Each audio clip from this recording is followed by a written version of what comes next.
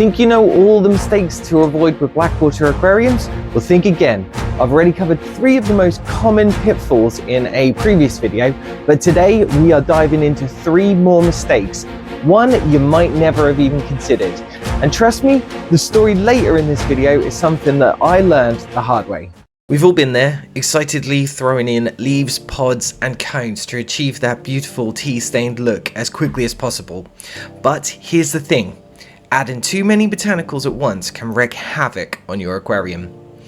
When you dump a large amount of organic material into your tank all at once, the breakdown process consumes oxygen as bacteria to work to decompose the botanicals.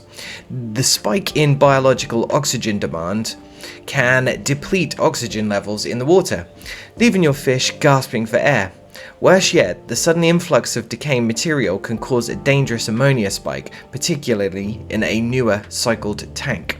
Fun fact, did you know that studies on closed aquatic systems show that oxygen consumption rate can increase by up to 30% within the 48 hours of introducing high amounts of organic material? This can be deadly in a smaller or poorly aerated tank. So how do we avoid it? Well, introduce botanicals gradually. Start with just a handful and monitor water parameters, and then you add more over the course of a few weeks.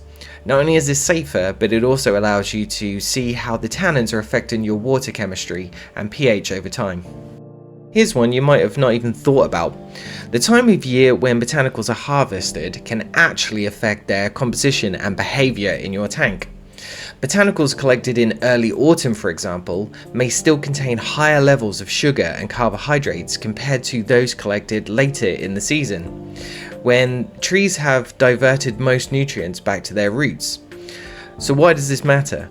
Well, high sugar content can lead to a bacterial bloom in your aquarium as microbes feast on the extra nutrients, clouding the water and potentially causing oxygen levels to drop. And a fun fact here, seasonal differences in leaf litter chemistry are well documented in ecological studies.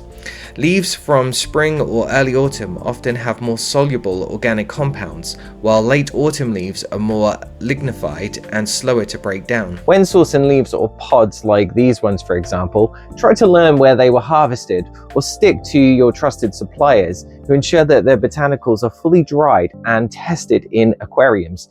If you're collecting them for yourself, aim for botanicals that have naturally fallen from trees later in the season. They're usually more stable in an aquarium setting.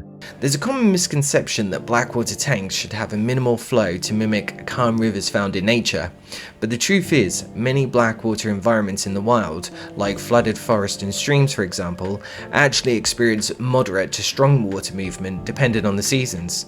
Plus, you have to remember that an aquarium is a closed system, not like the large bodies of water that we find in nature. So, neglecting flow can lead to a buildup of detritus and biofilm on the substrate, which does have its benefits however, but without adequate circulation, nutrients won't distribute evenly, and you get dead spots where waste accumulates and oxygen levels will drop. So how do we avoid it?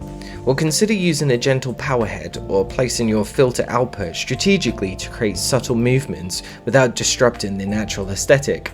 And if you're worried about too much turbulence, well, sponge filters or directional flow outlets are great tools for maintaining circulation in a way that won't stress your fish. I'll be honest with you, when I first started keeping Blackwater aquariums, I thought that I had it all figured out. I watched a few videos online, skimmed through some forums and thought, do you know what, how hard can it be? So I skipped the research and I ignored the finer details and just went in with what I thought was right. At first everything seemed fine, but then the problems started. My fish were stressed, their colors faded, and some even developed diseases. The water parameters were all over the place. One week the ammonia would spike and the next week the pH would drop. I remember waking up in the morning to find all my fish had died overnight. And it hit me. I was making mistake after mistake because I hadn't had the time to truly understand what I was doing. It was that really that was my wake-up call. I realized that while videos like this one, for example, can help guide you, they are based on individual experiences. What works for me might not work for you in your setup. Every aquarium is unique, different water chemistry, different fish, different environmental factors. And the only way to truly succeed is to slow down, do your research and test everything before introducing your animals. So if there's one piece of advice that I can give you, it's this: do not rush. Learn the science behind what you're doing, test your water parameters regularly, and make sure that you make changes gradually. And trust me, your fish will definitely thank you for it. So now, I'll leave you with this. If taking shortcuts can lead to disaster, is there ever truly a way to fast track nature? Or does success only come to those willing to wait? Let me know your thoughts in the comments below.